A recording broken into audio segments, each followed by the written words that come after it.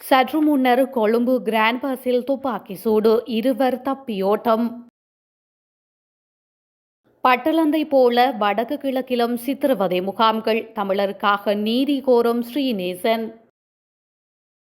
JVP குற்ற செயல்களை ஒப்புக்கொள்கின்றதா? கம்பன்பில விளக்கம். உயிர்த்த ஞாயிறு தாக்குதல்கள் ஒரு மாதத்திற்குள் நீதி வழங்குவது சாத்தியமில்லை, அரசாங்கம் அறிவிப்பு. சொந்த கால நிர்ணயத்தின்படி புதிய அரசியலமைப்பை அறிமுகப்படுத்தும் அரசாங்கம். தமிழர் பிரதேசத்தில் ஆசிரியரால் சாதாரண தர மாணவர்களுக்கு ஏற்பட்ட கடும் சிக்கல்.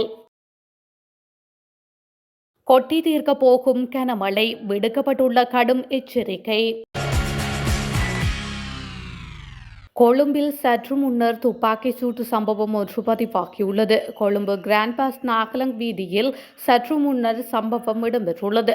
சம்பவம் தொடர்பில் மேலும் தெரிய வருகையில், மோட்டார் சைக்கிளில் வந்த இருவர் 9 மில்லிமீட்டர் ரக கைத்துப்பாக்கியால் துப்பாக்கி சூட்டு சம்பவத்தை நிகழ்த்தியுள்ளனர். குறித்த சம்பவத்தில் 23 மற்றும் 27 வயதுடைய இருவர் படுகாயங்களுக்குள்ளாகியுள்ளதாக தெரியவந்துள்ளது. இதனையடுத்து இருவரும் கொழும்பு தேசிய வைத்தியசாலையில் அனுமதிக்கப்பட்டுள்ளனர். 2 துப்பாக்கிதாரிகள் தப்பி சென்றுள்ளதுடன் மேலதிக விசாரணைகளை கிராண்ட் பாஸ் காவல்துறையினர் மற்றும் வடக்கு குற்றத்தடுப்பு பிரிவினர் மேற்கொண்டு வருகின்றமை குறிப்பிடத்தக்கது. பட்டளந்தை சித்திரவதை முகாம் 37 வருடங்களுக்கு பின்னர் வெளிவந்துள்ளது. எனவே இவ்வாறு வடக்கு கிழக்கில் இயங்கிய பல முகாம்களில் தமிழர்கள் படுகொலை சித்திரவதை இடம்பெற்றுள்ளது. தமிழ் மக்கள் என்பதற்காக அதனை மூடி மறைத்துவிட்டு சிங்கள இளைஞர்கள் உங்கள் கட்சியினர் பாதிக்கப்பட்டார்கள் என மட்டும் கொண்டு வந்திருப்பது கேள்விக்குறியாகியுள்ளது. ஆகவே தமிழர்களுக்கு இழைக்கப்பட்ட அநீதியை தேசிய மக்கள் சக்தி வெளிக்கொண்டு வர வேண்டும் என நாடாளுமன்ற உறுப்பினர் ஞா ஸ்ரீநேசன் தெரிவித்துள்ளார். அத்தோடு தங்கள் தோழர்கள் பாதிக்கப்பட்டவர்களுக்கு மாத்திரம் நீதியை தேடாமல் சித்திரவதை முகாம்களில் தமிழர்களுக்கு இடம்பெற்ற அநியாயங்கள் வெளிக்கொண்டு வரப்பட வேண்டும் என்றும் அவர் வலியுறுத்தியுள்ளார். உயிர்த்த ஞாயிறு தாக்குதல்களால் பாதிக்கப்பட்டவர்களுக்கு 1 மாதம் அல்லது 2 மாதங்களுக்குள் நீதி வழங்குவது சாத்தியமில்லை என்று அரசாங்கம் அறிவித்துள்ளது. விஞ்ஞான மற்றும் தொழில்நுட்ப அமைச்சர் கிருஷாந்த அபேசேன நாடாளுமன்றத்தில் இதனை தெரிவித்துள்ளார். உயிர்த்த ஞாயிறு தாக்குதல்களால் பாதிக்கப்பட்டவர்களுக்கு 1 மாதம் அல்லது 2 மாதங்களுக்குள் நீதி வழங்குவது சாத்தியமில்லை. தாம் அரசாங்கத்தை பொறுப்பேற்ற பிறகுதான் இந்த உண்மையை புரிந்து கொண்டதாக அமைச்சர் கூறியுள்ளார். இருப்பினும் இந்த மாதம் ஏதாவது ஒன்றை செய்ய முடிந்த அனைத்தையும் செய்ய முயற்சிப்பதாக அவர் தெரிவித்துள்ளார். முன்னதாக முன்னாள் ஜனாதிபதி ரணில் விக்ரமசிங்கவின் நிர்வாகம் உட்பட யாராலும் உயிர்த்த ஞாயிறு தாக்குதல்களுக்கு பின்னால் உள்ள உண்மைகளை கண்டுபிடிக்க முடியவில்லை என்றும் அவர் சுட்டிக்காட்டியுள்ளார். முன்னாள் ஜனாதிபதியுடன் உணவருந்திய நாடாளுமன்ற உறுப்பினர்கள் இருந்தனர். ஆனால் உயிர்த்த ஞாயிறு தாக்குதல்கள் குறித்து எதனையும் செய்ய அவரை வலியுறுத்தவில்லை என்றும் அவர் மேலும் தெரிவித்துள்ளார். பட்டளந்த விசாரணை அறிக்கையை ஏற்கும் அரசின் முடிவு மக்கள் விடுதலை முன்னணியின் குற்றங்களை ஏற்றுக்கொள்வதாகவே அமையும் என பிவுதுரகெல உரிமைய கட்சியின் தலைவர் உதய கம்மன்பில தெரிவித்துள்ளார். நேற்று நடைபெற்ற ஊடகவியலாளர் சந்திப்பில் கருத்து தெரிவித்த அவர் இந்த விடயத்தினை குறிப்பிட்டுள்ளார். பட்டளந்த ஆணைக்குழு அறிக்கையின் 3வது அதிகாரத்தில் முழுவதுமாக ஜேவிபி செய்த குற்றங்கள் பற்றிய விவரங்களே உள்ளதாக அவர் சுட்டிக்காட்டியுள்ளார். இந்த அறிக்கையை ஓர் ஆவணம் மட்டுமே என கருத வேண்டும் எனவும் இதை பயன்படுத்தி முன்னாள் ஜனாதிபதி ரணில் விக்ரமசிங்கவை கைது செய்வதற்கும் அவரின் குடியுரிமைகளை நீக்குவதற்கும் அரசாங்கத்திற்கு முடியாது எனவும் குறிப்பிட்டுள்ளார். பட்டளந்த ஆணைக்குழு 1948 விசாரணை ஆணைக்குழு சட்டத்தின் கீழ் நிறுவப்பட்டது எனவும் இவ்வாறான ஆணைக்குழுவிற்கு குற்றவாளி யார், குற்றமற்றவர் யார் என்பதை தீர்மானிக்க முடியாது எனவும் தெரிவித்துள்ளார்.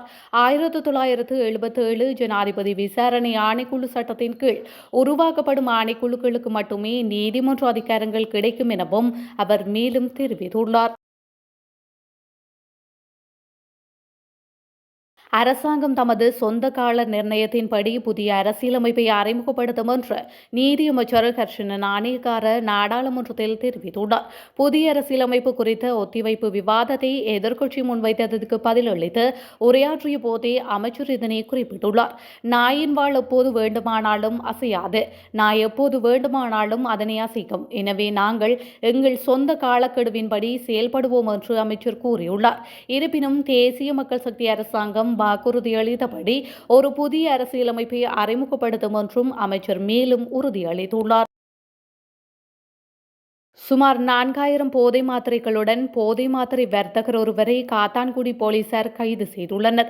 35 வயதுடைய 4 பிள்ளைகளின் தந்தையான ஒருவரையே இவ்வாறு போலீசார் கைது செய்துள்ளனர். காத்தான்குடி போலீசார் மேற்கொண்ட திடீர் தேடுதலின் போது இப்போதை மாத்திரைகளுடன் குறித்த நபர் கைது செய்யப்பட்டுள்ளார். காத்தான்குடி போலீஸ் பிரிவிற்குட்பட்ட காங்கேயனோடை பத்ரப்பள்ளி வீதியில் உள்ள வீட்டில் வைத்தே குறித்த போதை மாத்திரைகளை சந்தேக நபர் விற்பனை செய்து வந்துள்ளார். கைது செய்யப்பட்ட நபரிடமிருந்து சுமார் 4 லட்சம் ரூபாய் பெறுமதியான 4000 போதை மாத்திரைகள் கைப்பற்றப்பட்டுள்ளன. இது மேலதிக விசாரணைகளை காத்தான்குடி போலீசார் மேற்கொண்டு வருகின்றனர். மேற்கு சப்ரகமுவ, தெற்கு, மத்திய, வடமேற்கு மற்றும் ஓவா மாகாணங்களில் பிற்பகல் 2 மணிக்கு பிறகு பல இடங்களில் மழை அல்லது இடியுடன் கூடிய மழை பெய்யும் என தெரிவிக்கப்பட்டுள்ளது. குறித்த விடயத்தை வளிமண்டலவியல் திணைக்களம் இன்று வெளியிட்டுள்ள அறிக்கையில் குறிப்பிட்டுள்ளது. இதன் அடிப்படையில் மேற்கு சப்ரகமுவ மற்றும் தெற்கு மாகாணங்களில் சில இடங்களில் 50 மில்லிமீட்டருக்கும் அதிகமான ஓரளவு பலத்த மழை பெய்யக்கூடும் என தெரிவிக்கப்பட்டுள்ளது. மட்டக்களப்பில் உள்ள பாடசாலை ஒன்றில் கல்வி பொதுத்தர அசாதாரண தரத்திற்கு தோற்றும் 20க்கும் மேற்பட்ட மாணவர்களுக்கு தேசிய அடையாள அட்டைக்கு விண்ணப்பிக்காமல் இருந்த சம்பவம் ஒன்று பதிவாகியுள்ளது. மட்டக்களப்பு மாவட்டம் பட்டிருப்பு கல்வி வலயத்திற்குட்பட்ட பிரபல பாடசாலை ஒன்றிலேயே குறித்த சம்பவம் பதிவாகியுள்ளது. இந்த நிலையில் நேற்றைய தினம் பரீட்சைக்கு தோற்ற இருந்த மாணவர்களுக்கே இந்த சம்பவம் இடம்பெற்றிருப்பதாக தெரிவிக்கப்பட்டுள்ளது. சம்பவம் தொடர்பில் மேலும் தெரிய வருகையில் குறித்த கல்வி வலயத்திற்குட்பட்ட பிரபல பாடசாலை ஒன்றில் கல்வி கற்பிக்கும் ஆசிரியரின் பொறுப்பில் இம்முறை கல்வி பொதுத்தராதர சாதாரண தரத்திற்கு தோற்றும் மாணவர்களுக்காக தேசிய அடையாள அட்டைக்கு விண்ணப்பிக்கும் பொறுப்பு வழங்கப்பட்டிருந்தது. இருப்பினும் மாணவர்கள் திங்கட்கிழமை பரீட்சைக்கு தோற்றுகின்ற நிலையில் கடந்த வெள்ளிக்கிழமை வரையிலும் அப்பாடசாலையில் கல்வி பயிலும் சுமார் 20க்கும் மேற்பட்ட மாணவர்களின் கரங்களுக்கு தேசிய அடையாள அட்டை கிடைத்திருக்கவில்லை என தெரிவிக்கப்பட்டுள்ளது. இதனை அறிந்த பெற்றோர் குறித்த பாடசாலை அதிபரையும் ஏனைய ஆசிரியர்களையும் தொடர்பு கொண்டதற்கு இணங்க வெள்ளிக்கிழமை அன்றே குறித்த ஆசிரியரின் வீடு தேடி சென்ற அப்பாடசாலையில் கல்வி கற்பிக்கும் பிரிதொரு ஆசிரியர் விடயங்களை கேட்டறிந்த போது அவர் சுமார் 20க்கும் மேற்பட்ட மாணவர்களின் தேசிய அடையாள அட்டைக்கு விண்ணப்பிக்கும் ஆவணங்களை அவரது வீட்டிலே வைத்திருந்ததாக அதிர்ச்சி தகவல் வெளிவந்துள்ளது. துரிதமாக செயல்பட்ட மற்ற ஆசிரியர் அவரிடமிருந்த அனைத்து ஆவணங்களையும் பெற்றுக்கொண்டு அன்றைய தினமே மாணவர்களுக்குரிய தற்காலிக அடையாள அட்டையை பெற்றுக் கொடுப்பதற்கு நடவடிக்கை எடுத்திருந்ததற்கமைய மாணவர்கள் நேற்று பரீட்சைக்கு தோற்றியதாக பெற்றோர் தெரிவித்துள்ளனர்.